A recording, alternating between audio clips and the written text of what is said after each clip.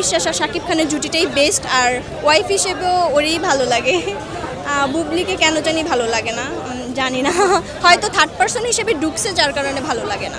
একজন মেয়ে আসলে মা হইলে ওর সব কিছুই চেঞ্জে আসে, একটা মাতৃত্বের ছাপ অবশ্যই শরীরে পড়ে।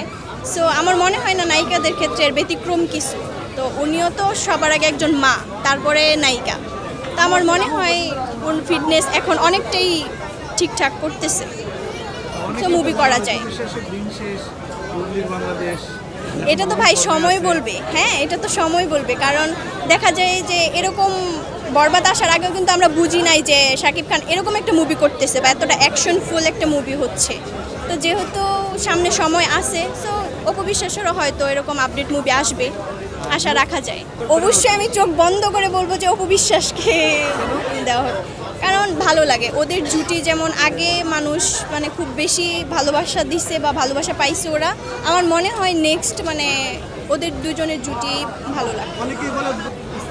স্ত্রী হওয়ার যোগ্যতা রাখে, আমার মনে হয় অপু বিশ্বাসই রাখে। কারণ অপু বিশ্বাস আর শাকিব খানের তো অনেক আগেই বিয়ে হয়েছে, এটা তো সে জেনেই ওর লাইফে আসছে বুবলি।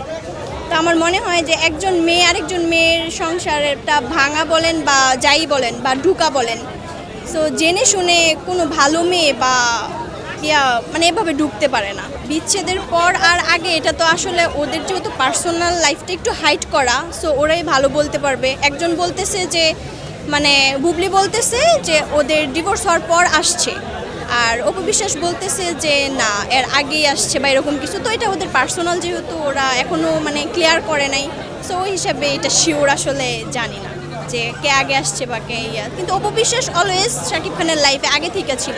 অপু বিশ্বাসের একটা কথা আমার খুব ভালো লাগছে যে ও বলছে যে ও সময় হয়ে আসছে আর বুবলি তো মানে ফ্যান হয়ে আসছে।